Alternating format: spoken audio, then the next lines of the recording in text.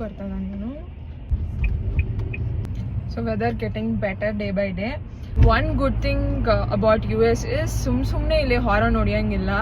ಪೀ ಪೀ ಪೀ ಪೀ ಪೀ ಪೀ ಅಂತ ಸುಮ್ಮನೆ ಹಾರರ್ ನೋಡ್ಕೊಂಡು ಹೋಗಂಗಿಲ್ಲ. ಸೊ ಏನಾನ ರೀಸನ್ ಇದ್ರೆ ಮಾತ್ರ ಹಾರರ್ ನೋಡಿಬೇಕು.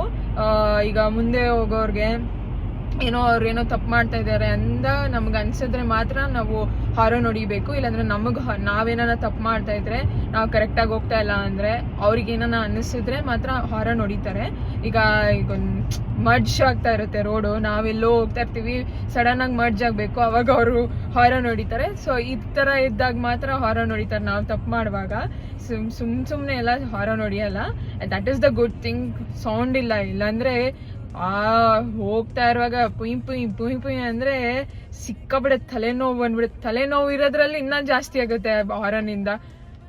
Thank god ಅದೊಂದಿಲ್ಲ.